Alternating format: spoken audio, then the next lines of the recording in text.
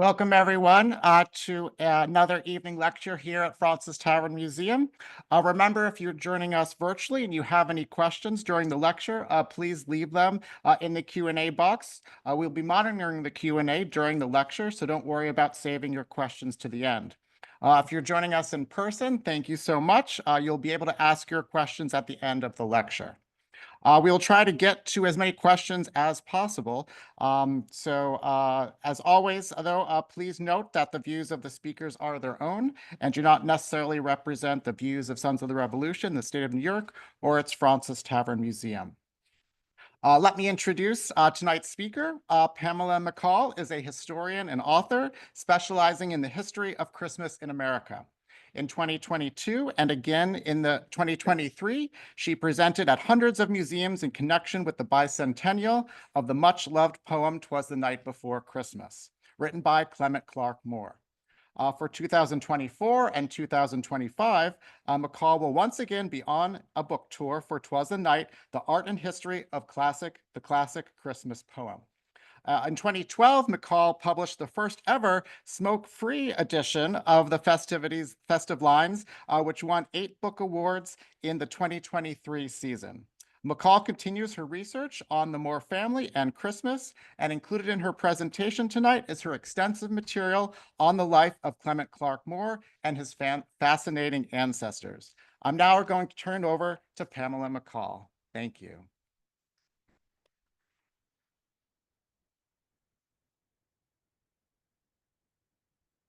Thank you. Hello, everyone. It's a great pleasure to be here, which is a stunningly historical building. I am on tour again. I've been on tours, as was mentioned, for 2 years, and I've been working on "'Twas the Night Before Christmas" since 2012. And it's been a great joy to work on. It's a happy, wonderful, okay. It's a wonderful poem that is still loved by generations. It's been read by 10 generations of children, and it continues on. The first picture I have up here is the mistletoe bough, and I wanted to just take you back to 1822. This is the era when Clement Clarke Moore wrote "Twas," but before "Twas," there was this amazing poem and song, which we've lost touch with, which I find kind of interesting. The Mistletoe Bough was a song that was written in 1830, based on a poem that was written in 1822 by Samuel Rogers. And it was the story of a young bride who goes to her wedding brunch and dressed in her wedding gown, and she does a hide and seek game, and she goes and hides in a chest, and the chest lid clamps down on her, and she's not found for decades. It's a ghost story. It was written by Samuel Rogers based on this old English story of this bride. There are 7, I think, castles in England who say they have the original chest that she died in. But what's interesting for me, it's the year that "'Twas" was written, and Samuel Rogers was very well known by the Moores. A portrait of Clement Clarke Moore's mother was in Rogers' collection, and he was introduced to Charles Dickens by Clement Clarke Moore's aunt, Lady Holland, the notorious Lady Holland. And this is the beginning of ghost stories. So for me as a historian and as a writer, what's always so fascinating is connectivity. It's who knew who influenced who, and how did it all come about. And so had Samuel Rogers not written Minerva, it's called, the song is called "Mistletoe Bough," would Dickens have been inspired to write a ghost story called "Christmas Carol"? I'm not sure. So kind of a fun little note on that. Oh, do we have "Mistletoe Bough" playing? No. So let's start with Clement Clarke Moore, considered to be the poet of Christmas Eve. Clement Clarke Moore lived in Chelsea. He owned all of the lands of Chelsea. His family had come to America in 1630. The Moores come in 1630 to Elmhurst, which is now Elmhurst, and the Clarks come in 1750. So his grandfather, Thomas Clark, came out of the British Army to America, and he bought this piece of property and developed Chelsea. It was called Chelsea House at the time, and he named it Chelsea after the Veterans Hospital in London. So there's a real connection there. So he does come from this very interesting family, which I will talk about quite a bit more as we go on. But Moore is their only child, and he becomes a very interesting sort of celebrated individual in New York because he was a very educated man, and he was also extremely wealthy, and he worked at the General Theological Seminary, and he wrote the first Hebrew lexicon in America. He also introduced Italian opera to America. So he had some interesting sort of facets to him besides just writing this poem. So he graduates from Columbia in 1798. This is his graduating class. This is the graduating class of Columbia University in 1798. There were 18 people. What's interesting for me is that Clement Clarke Moore wrote the first history of Columbia University, and he gave his presentation at an event in May of 1825, where he read his history of Columbia. And at the time he said, wouldn't it be a nice idea to have an alumni? And so it was on that day that they started the alumni. So they celebrate their 200th anniversary this year. And I think I'm going to pitch that they come here and do the lecture because I think it would be a good idea. So the Moores, they have all kinds of interesting stories to their background. One of the most interesting for me was the fact that this is a duel with Alexander Hamilton's death. And it was Bishop Benjamin Moore, Clement Clarke Moore's father, who is called to do the last rites. And they come up to the farm of Chelsea, the estate, and they get the bishop and they say, we need you, he's dying. And he goes to Alexander Hamilton's deathbed and does the last rites. But what he does, which I find really interesting, is he writes in his journal that it was the result of a duel. And had he not done that, because it was illegal to duel at the time, it's quite likely it would have been written off as a gun accident, and we wouldn't know it was a duel. So it's the writing of Benjamin Moore, Clement Clarke Moore's father, who does that. So I found that kind of interesting. So we're still talking about the Moores in Chelsea, and Clement Clarke Moore, when he graduates from Columbia, he goes to work at the General Theological Seminary as a professor teaching Oriental Studies and theology. He's not an ordained theologian, but he's definitely trained and educated along those lines. This is the chapel at the General Theological Seminary. It's still there. And last year we held the bicentennial celebration at this location. At that time, there was a very big fear that we were going to be the very last event because the General Theological Seminary had financial problems, and it has only been in the last couple of months that it's been rescued by the Virginia Theological Seminary, and so it's going to continue. If you've never been to this chapel, I highly recommend it. And if you go in, the property's beautiful. It's just a stunningly lovely place. So it was great to hold the event here. And we honored Clement Clarke Moore. I nominated him into the New York Writers Hall of Fame, and they accepted my nomination. And I also asked the mayor of the city of New York to declare it Clement Clarke Moore Day, which he did. So it was a very lovely event with 250 people, including 30 Moors, which we found and invited to come. So all happening. So this church is still here, but as you know, Chelsea was divided up. And this is how the Moores became very, very wealthy, was land development, not only in Chelsea, New York, but in Saratoga Springs and in Queens and all of that. They had large farmlands, and they also developed apples. They were very famous for their apples and made a lot of money, but nowhere near the money they made off land. This is the proclamation from the mayor, which was really quite an honor. They gave this to me at Columbia one night. They surprised me with it, that he actually was going to do it and proclaim it Clement Clarke Moore Day. That was fun. This is Hoffman Hall, where the actual event was held at the General Theological Seminary. So let's go back in time now to his family a little bit. I think it's very interesting to talk about his family, especially here in regards to the American Revolution. So this is Molly Stilwell. Molly Stilwell was his grandmother. She's related to Richard Stilwell and also to Nicholas Stilwell, very famous Americans, early Americans. So she was very involved during the Revolution. And on the property of Chelsea where she lived, she billeted not only George Washington's forces, but also the Hessian mercenaries. So she had both sides on her property.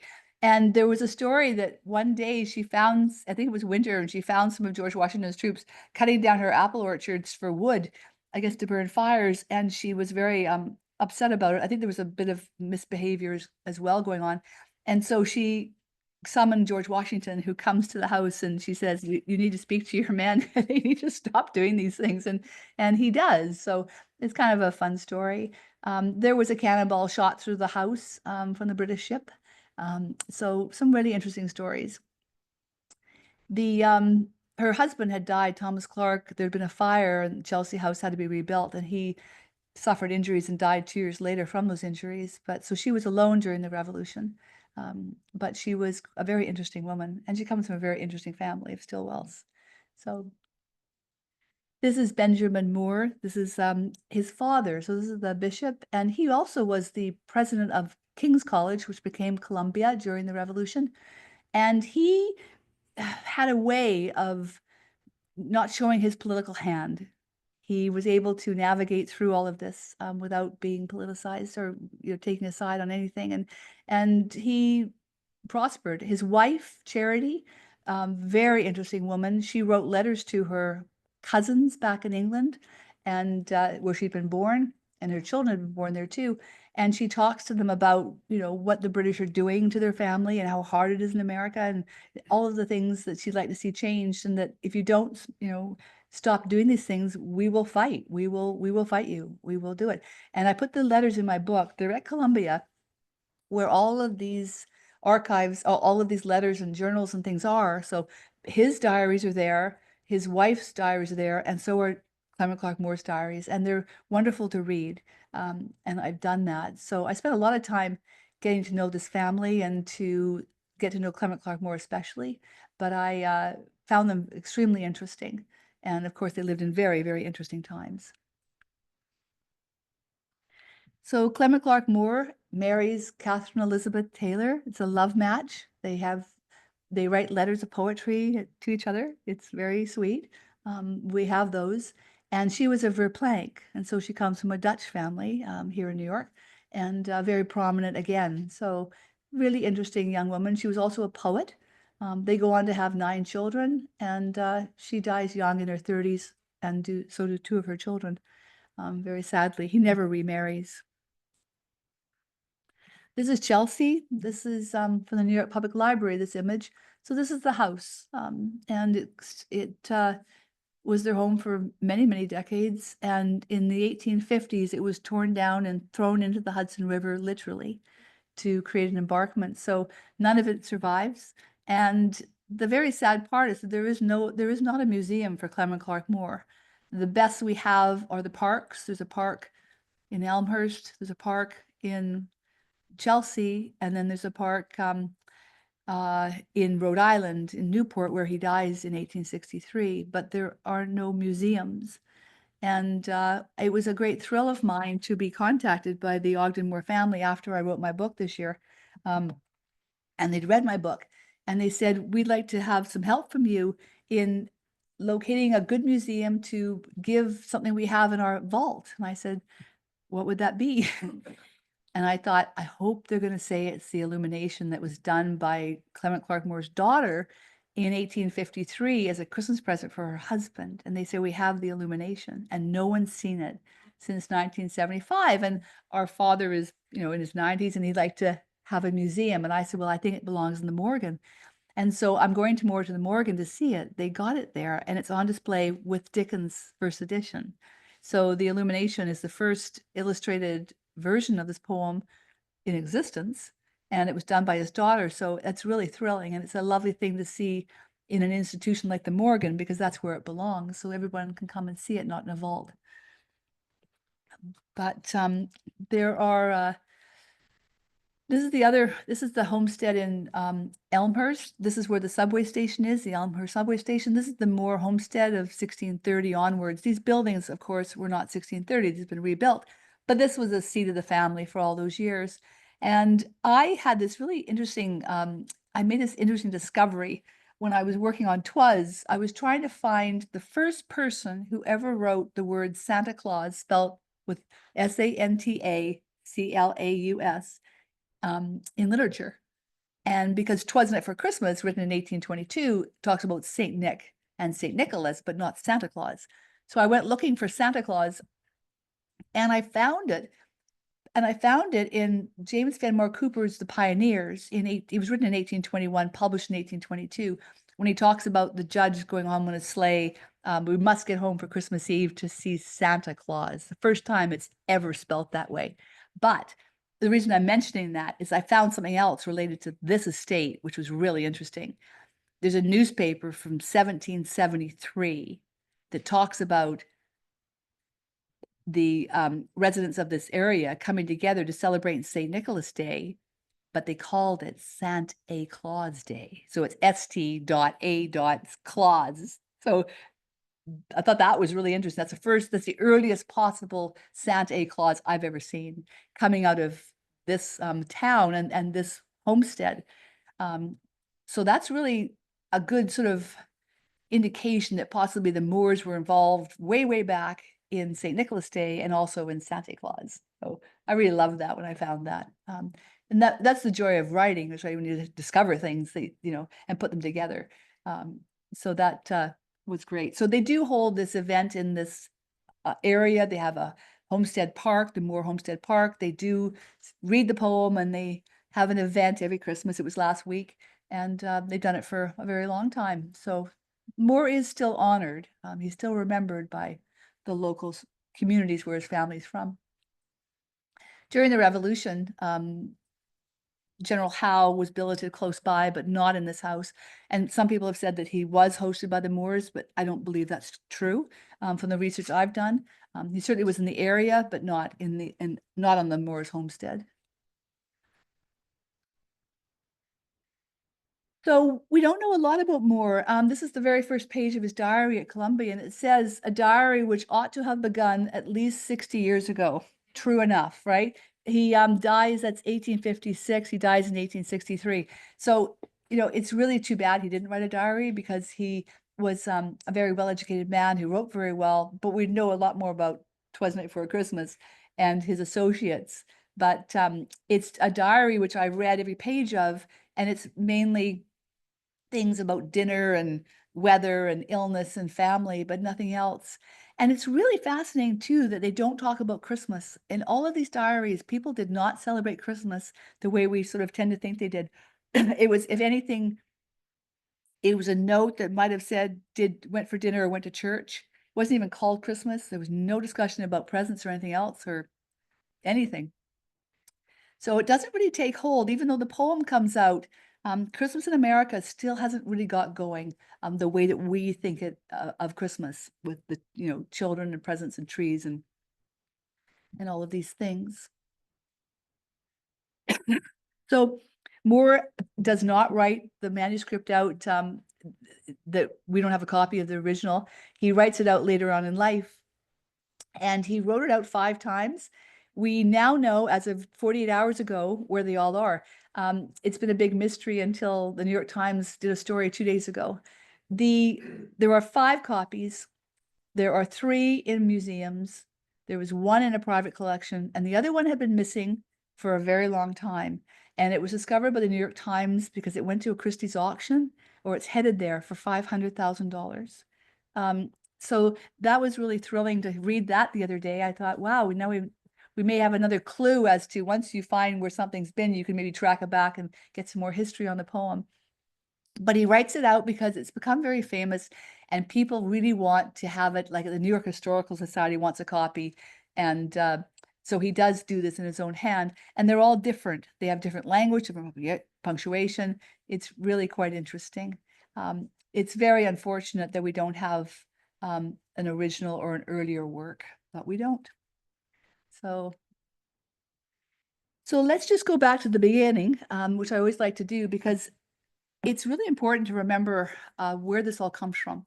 And this is St. Nicholas of the 3rd century. And it's St. Nicholas, it's Santa Claus. It's the same story. It's of anonymous giving. This very kind person has heard that these young women are destitute. They're going to be sold into slavery because they don't have enough money to be sold into marriage. And so he throws gold through the windows, and the father stays up at night to discover who it is, and then he confronts him, and he says, no, I don't want any gratitude for this. I just wanted to do this. And so this is Santa Claus. And it's just a wonderful thing to be able to draw threads through the 3rd century of the Roman Empire, through all of Western culture, through all these different decades and centuries into our society. And this is still how we're doing Christmas, this anonymous giving of Santa Claus. You know, it's when you go up to somebody in the street who's collecting money for a charity and you drop money in anonymously. This generosity of spirit that's inherent to Christmas.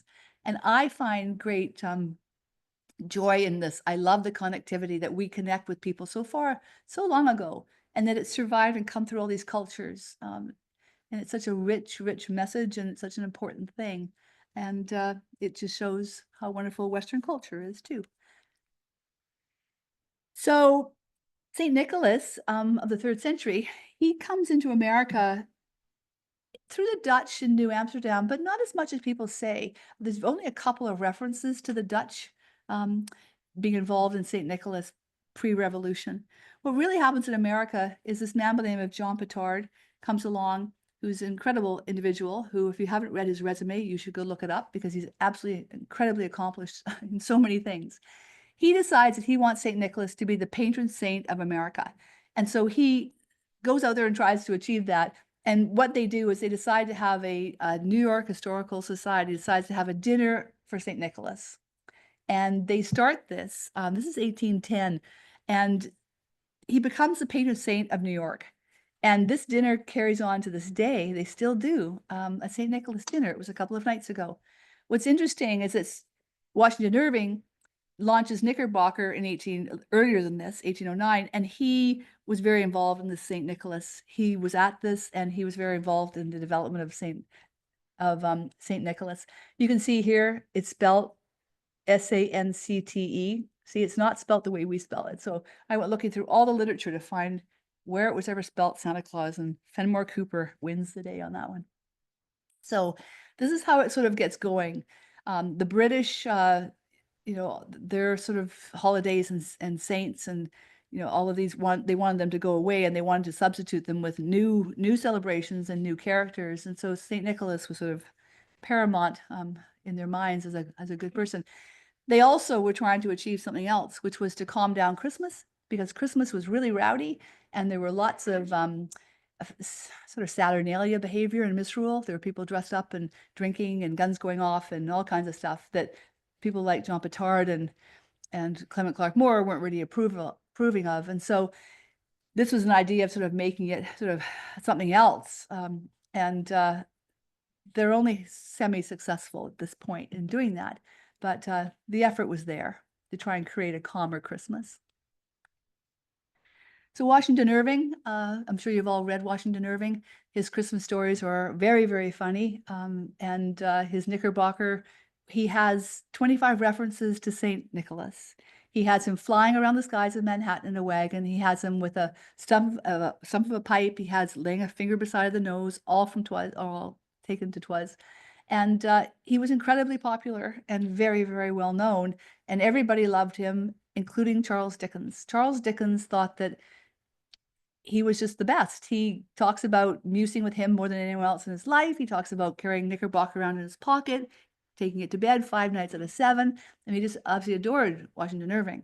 And for very good reason. Washington Irving was brilliant. And I always like to say that if there was one person in my book of all these centuries and all these people, writers and artists that I studied, if I was to have dinner with one of them, it would have been Washington Irving, because he was just a lovely, funny man and very, very talented. I think he would have been wonderful. I have read his book. The last book of his life was George Washington's biography. It's a 5-volume set, and I highly recommend it. So that's, he had a huge piece to do with Christmas here. So had he not put St. Nicholas in a wagon flying around the skies of Manhattan, bringing toys to children, I don't know if we'd have Twas, you know. I think that his influence on Moore and his influence on Dickens was immense.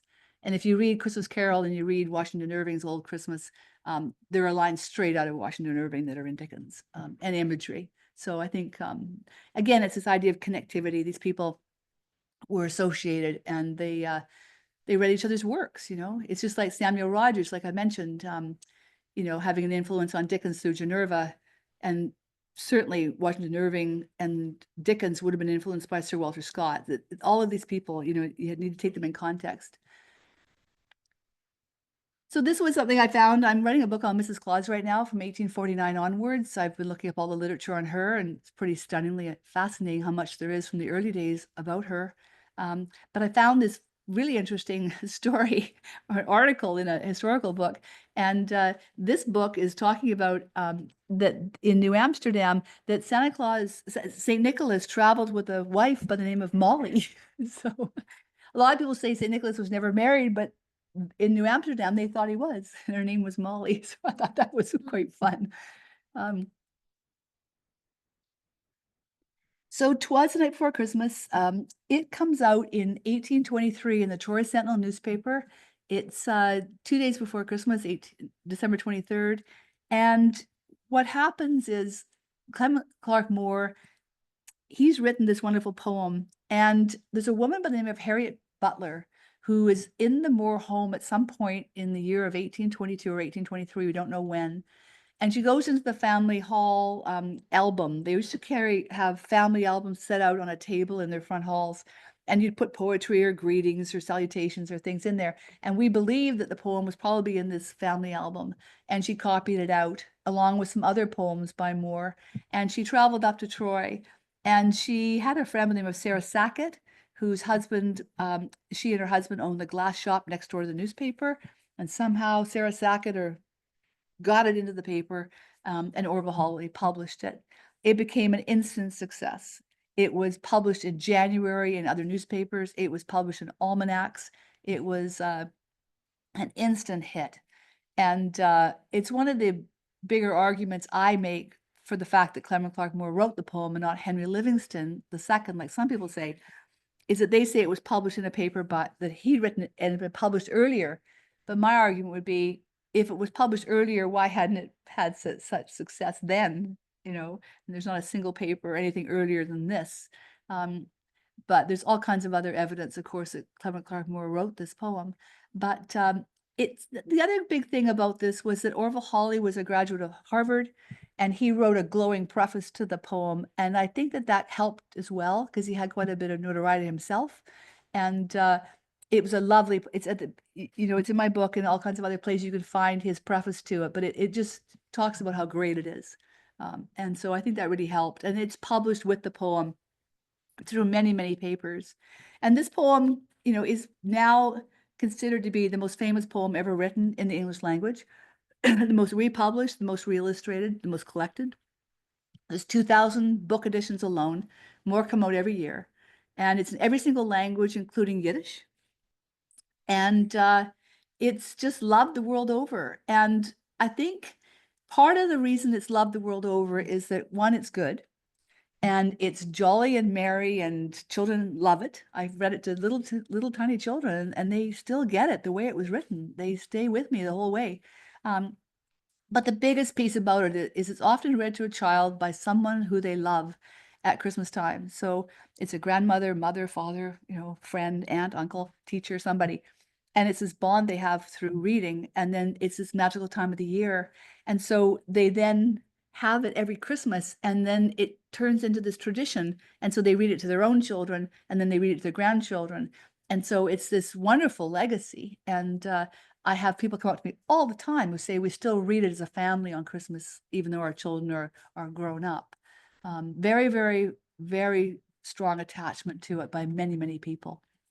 It's been read at the White House by the First Lady since 1953, every single year. And last year, I was in Washington at the Library of Congress, and we were pitching 2 years ago. I was there, and we were pitching to do the bicentennial, and we pitched the White House to really, take it on as the bicentennial. And it was really thrilling for me to see that they did, and that they decorated every single room with something. And I had a congressman ask me for a copy of my book, that he was having dinner with the Bidens, and I gave them one. And I have a letter from Joe Biden on my desk frame now that says, "Thank you very much." So that was really thrilling to have that. So it has this great connection.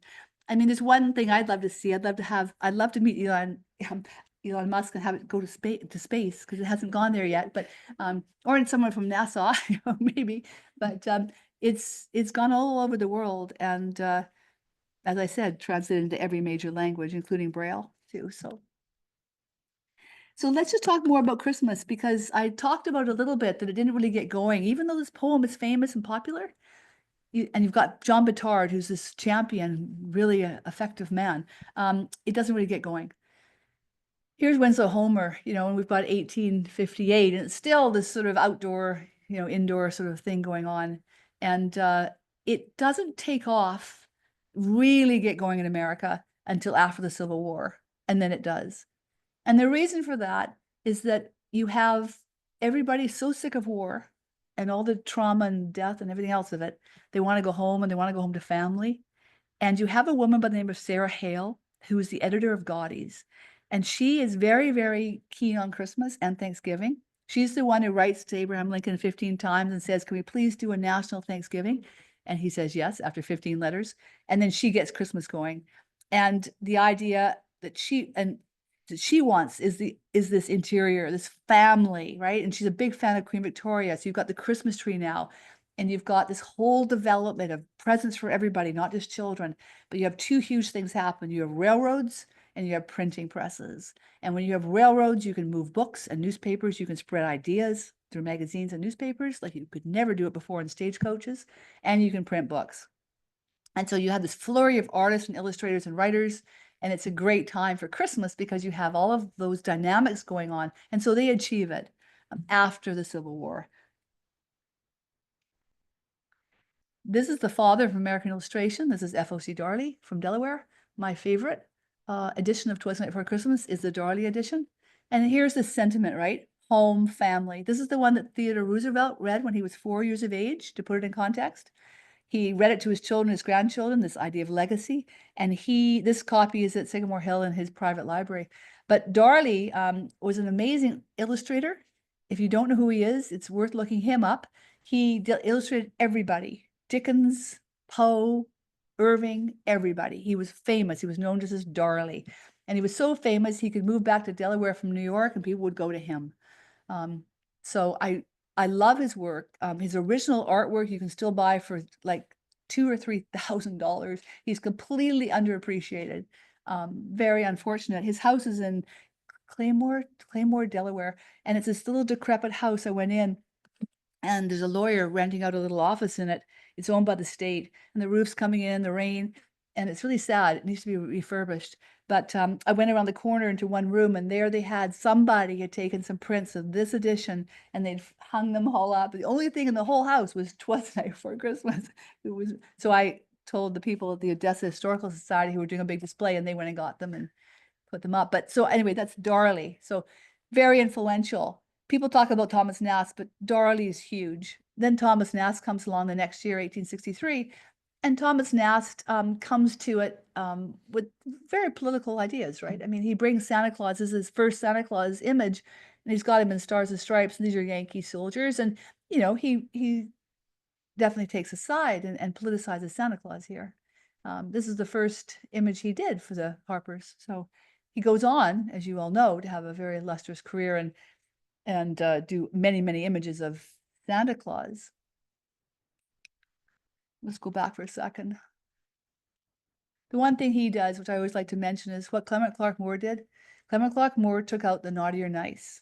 There was a poem written in 1821, the year before Clement Clarke Moore did it, with a reindeer. It's called The Children's Friend, and it's one reindeer and a bishop in a sleigh with books, and it has a birchen rod. So it was a threat of punishment. If you weren't a good little child, you could be beaten up or thrown into a sack. There were all kinds of terrible things they did to threaten children with. But Clement Clarke Moore, because of his background and the way this man was, he took that out, and it's kind and it's loving and it's benevolent and it's Christian. Okay, this idea of everyone being threatened with birchen rods, Nast brings it back. And Nast brings it back by the spyglasses, the lists of children, naughty or nice, the whole concept, he brings it back. And I think it should be something that's left in the 1700s. I don't think children need to be, I have this funny little story I often tell, that I hang out with the Santa Claus community, as you can well imagine. There's thousands of Santa Clauses that fill these, rolls every year. But one of the Santa Claus I met was telling me the little boy sat on his lap and he said, "Have you been naughty or nice?" And the little boy freaked out and said, and he looked at his mother and just went, "Ah!" You know, I thought, we don't need the naughty anymore. Clement Clarke Moore got rid of it. I think it needs to go. So I always like to say it was nasty, put it back in. So, as I mentioned, when I'm researching, the thrill of researching and writing is finding things. And when I found this is really fascinating. This young woman, Mary Odell, she wrote the night before Christmas in her own handwriting in 1824. So this is the earliest copy we have of Twas, not by Moore, but by Mary Odell. And this is in a Canadian museum, and I couldn't quite figure all this out, but I went looking and researched the whole thing, and I found her father. And this will be really interesting to you if you're interested in the American Revolution. Her father was Jonathan Odell. Jonathan Odell was an American, well, he was during the American Revolution, he was a spy for the British. And he decoded all the transcripts between Benedict Arnold and Andre during the defection affair. And he was Clement Clarke Moore's godfather. And he was a surgeon, a poet, all kinds of other things. Really interesting man. And he, of course, after the revolution, he, scooted off to England and was given a government position in Canada. Never comes back to the United States. But he did write letters to Clement Clarke Moore. In the archives at Columbia, there are letters back and forth between Clement Clarke Moore and Jonathan Odell. So we don't know how she got a copy of it, how this all came to be, but we do know the connection with the Moore family. And that's it. And this is something I found, which I always find really fascinating, was I was working on this at the Smithsonian, and I found this letter from George Washington that during the American Revolution, he signed this letter giving Jonathan Odell free passage, forbidding anyone from molesting or disturbing him for the rest of his life. He didn't know who he was. So back in the day, like, they couldn't verify personalities and signatures and identities like we can. So here Jonathan Odell was running around with a letter from George Washington saying, good to go, right? So I gave this to Mount Vernon, and they hadn't seen that or realized the connection with, Jonathan Odell and who he really was and everything. So this was sort of fun to work on. And yeah, so even George didn't always get it right. But Fenimore Cooper again comes along and writes a book called The Spy about mistaken identities. So kind of fun. Yeah. This is Nast. This is called The Portrait of Santa Claus. It's very, very famous, and it's fabulous. It is. I love the way that he's done a long pipe instead of the short stump of a pipe that we know in Twas. It's in the 1980s. This was on everything. It was a very, very popular image. I think we sort of oversaturated everything, but it's probably the best portrait of Santa Claus, I guess, from 1880. So as I mentioned, Clement Clarke Moore is honored at his gravesite every year. This is another place that children go. They've done it for over 100 years. They go to his gravesite with a wreath. They sing songs. They read the poem. And it's a lovely, moving event. They do it every single year up at Trinity. So if you want to be part of that, I'm sure you're welcome to go. And I haven't done it yet. I'd like to do it. I just haven't been able to. I haven't been in the right location. But one other thing, just because I know Lafayette's bust is sitting over there, I wanted to mention was that in my research, I also came across a really fascinating story about the Constable family. William Constable was the aide-de-camp de Lafayette. And after the American Revolution, his son moves up to upstate New York in Constableville and builds an estate. He is killed in a building accident, and he leaves his widow with 5 young children.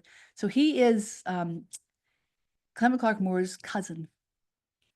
And so there's a theory that Clement Clarke Moore in 1822, when this is how it happens, and there was a pandemic in New York and everybody fled to take their children and get out of the danger of illness, that he may have gone north to his cousin. There's talk of that. The family say it happened. And that he then wrote her the poem. It's a push. It's a really big push because there's absolutely no evidence of that. But the family believe it. And they do when you drive into Constable Hall, there's a big sign that says the home of the writing of Twas the Night Before Christmas. And they do it up, and, you know, it's all lovely. The fun part about it is that the house is 1822, the museum, and it has articles from Lafayette in there. They have French vases and things. It's very interesting to go in that museum and see what they have. But it's lovely because it's the right time period, so you can go there and get a sense of Twas. And he may have been in the rooms. He may have visited. They say he did, but there's no evidence of it. But because of this New York Times story that came out 2 days ago about them finding the 5th edition, I know they've clamped onto it, and they're saying that's the one that we've been missing. But it was written by Moore in 1853, so it doesn't make a lot of sense. But right, because we're talking 1822, so I think there's a bit of a problem there. But anyway, it's fun, you know, when you're doing things like this. It's like the desks, right? Like the New York Historical Society has a desk that says the desk that the poem was written on, but the Newport, Rhode Island Museum has one too.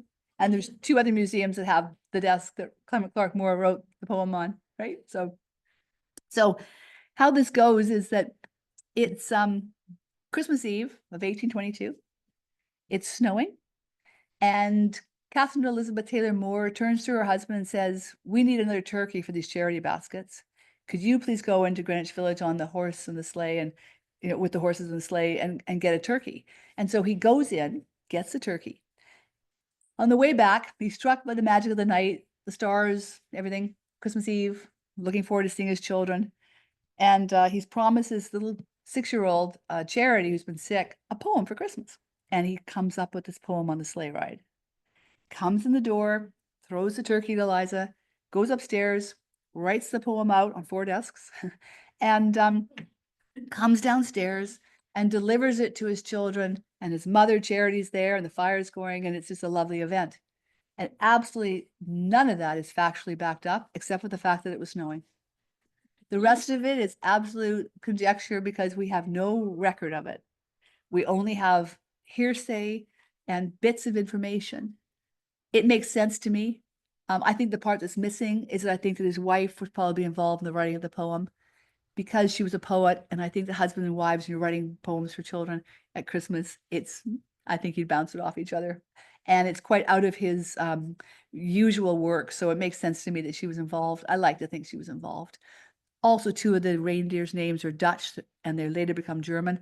And I think that because of her Verplank background and her Dutch background, possibly she had a hand in the naming of the reindeers. Again, it's conjecture, but I think it's possible, and it's kind of fun to think about them on that lovely Christmas evening with their 6 children, you know, having this poem read for the very first time. So, yeah, will we ever find out more? Probably not. But you know, having found this last edition, this in the last 48 hours, that's pretty exciting. We may find more things. So I'll just give a little wrap up on me. I did, as was mentioned, I published this Twas the Night Before Christmas edition in 2012. I was working for Smoke Free Movies at the University of Southern California. That was a campaign with Dr. Stanton Glantz to try and put films, have a disclaimer on a film that had smoking as a warning for children, like we do with alcohol or other things. And I came up with the idea of getting Santa Claus to go smoke free. And so I did this production, and a person you'll all know, Stephen Colbert, decided to do a spoof on me, and Barbara Walters on The View, and it turned into an international news story. It went to China, it went to Bombay, it went everywhere. It was an incredible thing to see something as simple as getting Santa Claus to quit smoking become such a big deal. And it gave me an enormous opportunity. I've been to the United Nations twice. I've done all kinds of things with this. And I always like to tell people, I have a very large collection of Twas the Night Before Christmas. It's very valuable. I can't imagine not reading smoking books. I mean, that's just not in my world. I'm 66 years old. This is about children. This is children and being protected from a predatory industry. And if you have any doubts about why I did this, or you think this is like, you should not do this, like the American Library Association, who called me a literary vandal and really came after me, you have to think back that this was done for children by a man who hated smoking, coincidentally. But it's based on science. And the reason that Bill Clinton killed Joe Camel was because we have science that shows that children are sympathized towards products when cartoon characters are smoking. So I didn't just dream up the notion. So I stand by it. It's been a number one on Amazon in American poetry for a very long time. It was really thrilling. And it brought me to Twas because back in 2012, I realized Twas was turning 200 in 2022. And I thought, well, I'll give myself 10 years. And so I spent 10 years running around the country, looking at collections of Twas at the William and Mary and in Oklahoma, and a man who owns a oil company in Oklahoma has the biggest collection in the world in a vault. And I went running around looking at all these collections and all these things and then studying more. And then I spent time because I allowed myself 10 years to spend the time to read everybody. So I read everything that Washington Irving wrote. I read everybody and I spent time with them. And then I spent a lot of time with their connectivity, who knew who, and all of these things. So that's really, it's been a thrill to work on for so many reasons. And it's been a delight to be here. I've spoken, as mentioned, at I think it's close to 150 museums around the country. I go home on Christmas Eve. I speak in a different city every single night. And I speak on Twas. And I just really believe the poem deserves to be applauded for a masterpiece of juvenile fiction, but it's also because it's an important poem. It's not just a jolly little Mary. It's really important. It's part of hope and dreams. It's the stuff of Disney and Jiminy Cricket on a Rock and Linus in a Pumpkin Patch. It's really important for psyche. And Santa Claus also is an incredibly important character for children. It's the heart of Christian values and Western civilization, the idea of this benevolence and kind generosity of spirit and thoughtfulness and charity. It's so important. And people who say, oh, I don't do that Santa Claus thing, or, or forget to read Twas one year, it's really, really important. And I'm really proud to be part of keeping it going and getting sort of enthusiasm for it and making sure that it's in libraries and, everybody's still having it sort of center of their Christmas Eve events. So I also always like to just quickly say in closing that Coca-Cola, for all of their commercialization, the very first time we ever saw Santa Claus going down a chimney was in 1841 in a commercial for a toy store in a newspaper. So there's no way that Coca-Cola, invented sort of commercializing Santa. It was done way before. In 1931, Coca-Cola takes on Santa Claus in a very big way, but they gave him an incredible PR campaign globally.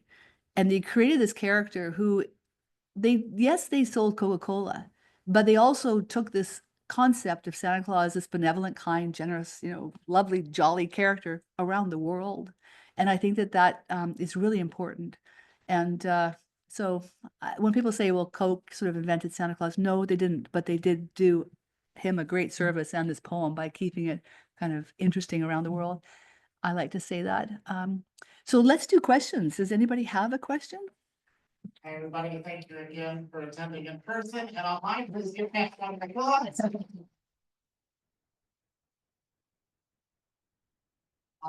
We'll start here in the audience and then virtually, if anybody has any questions, please feel free to type it into the Q&A chat. And Pam, if you could just repeat the questions from the people in the audience, Sure. just so everybody online can hear that. Okay. Can I start with anybody here? Any questions? Be shy. I know it's the holidays. It's a lot of socializing. I believe the Santa Claus is a title given by one of the writers of New York. It was some other name, a European name, something Claus or something. Sinterklaas. There's all kinds of versions of it, different characters through history. I'm forgetting this writer's name right now. He used to live on 14th Street or 8th Street around there, about 100 years ago. The one thing I didn't mention, which I always like to mention too, is that St. Nicholas, when 9/11, the towers were blown up, they also blew up, as you all know, I'm sure, St. Nicholas Church, which had been there for hundreds of years. And I was there a couple of weeks ago, and I just I knew that I wrote about it in my book, and I just wanted to sort of make sure it was still a fact. But the relic of the foot of St. Nicholas is there in the shrine. The government of Italy donated it to the American government in honor of you. So I think that's really interesting, and they bring it out at every communion. So this is connectivity from the 3rd century. I mean, that's really something, right? That we have this shared thread through history is really something. Thank you. Any other questions? Yeah.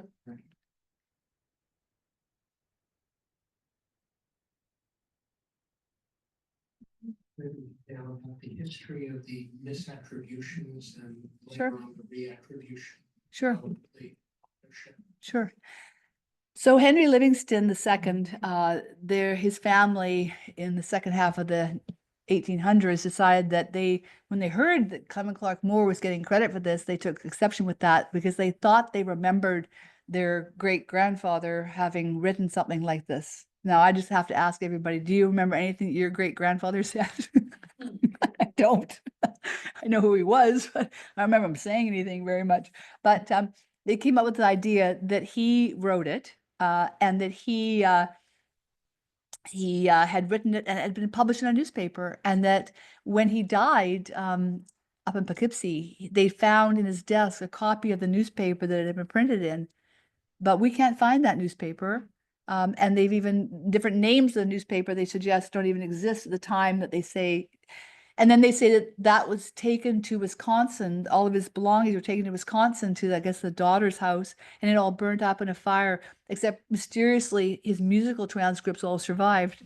And every other poem he wrote, but this one, it was kind of okay. So they don't really have much to go on. And if they have nothing to go on, they have no factual basis.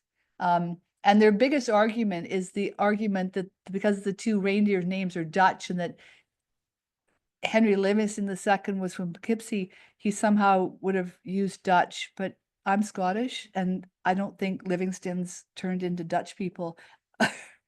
Just because I know being Scottish that we kind of tend to like being Scottish. So I don't think he was Dutch.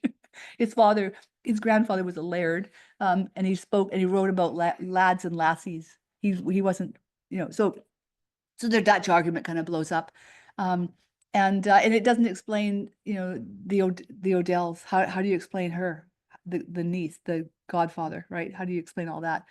And how do you explain Washington Irving? Because if it's before Washington Irving, I don't think so. It doesn't make sense. So did Moore have some help with writing it? Probably. Maybe even Julian Verplanck. There are a few people around who he worked with, maybe, or maybe the gardener who had heard some old folks tale, So yeah. There's lots to it. I mean, they still fight on, but it's a bit of a losing battle. Hey, if I haven't missed it in the beginning, could you talk a bit about the connection with St. Luke in the Fields? Where I live very close, and I've always heard that he was the pastor there. Nope. So he built. I always suspected that was. No, Otis. no. Okay. His church was St. Paul's. He built it, and the General Theological Seminary he built. Gave the money to it. But no, I don't think so. Not that I know of. He's buried at Trinity, but no, I don't think so. Anything else? Other questions? One from online, very important. If you're not here today and tonight, where can we buy your book? Oh, you can buy it on Amazon. You can buy it at any bookstore, Barnes and Noble, anywhere at all. Yeah. And I have this book, of course, in English, Spanish, French, and Mandarin. I have it in Apple and eBooks, and I have my book. And here's a question for the audience.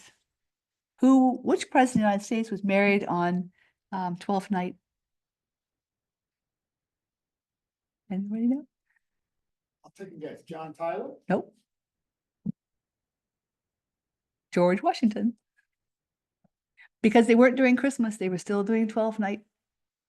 They were doing fox hunting and guns and revelry and fun stuff, dancing. But they weren't doing they weren't doing Christmas like we do it. And I always like to just mention too that Dickens comes along in 1843, and America has a huge penchant for. I mean, you just love Dickens still. There's Dickens everywhere. His four great grandsons is running around doing a one-man show. I've seen it. It's very good. And his great granddaughter's running around doing some things too. Like the Dickens are very, very popular people. But Dickens doesn't take hold in America till 1920. 1920. And the reason 1920, 1925, again, after the First World War. Everybody wanted nostalgia. They wanted old stuff. They wanted old Christmas, the old sort of comfort of ideas of the past. And Norman Rockwell, the great artist, does a series of Stagecoaches and Dickens. And that's why you have this great love of Dickens. It's Norman Rockwell. So that's the connectivity that's so fun from a historical point of view, isn't it? You know, putting people together. Yeah.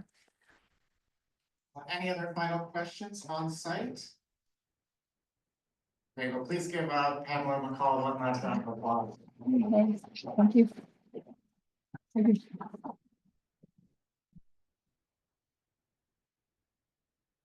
Thank you again to Pamela for the wonderful presentation, and thank you all for joining here tonight. If you enjoyed tonight's lecture and would like to stay up to date with all our programs, you can join our mailing list by going to FrauncestavernMuseum.org. There you can also find our calendar of upcoming programs. Our next lecture will be on Monday, January 27th. Thank you to those of you who support or have donated to the museum. Your generous support helps us fulfill our mission and share the history of the American Revolutionary era with the public. If you would like to donate, you can also do that on our website, FrauncestavernMuseum.org. Thank you again for joining us at another Fraunces Tavern Museum lecture, and we hope you join us again soon. For those on site, we have books here for sale at the back of the room. Please feel free to enjoy the rest of our snacks, food, and drink, and take some home with you if you'd like. And please again, join us again next time. We really, really appreciate it. Thank you again.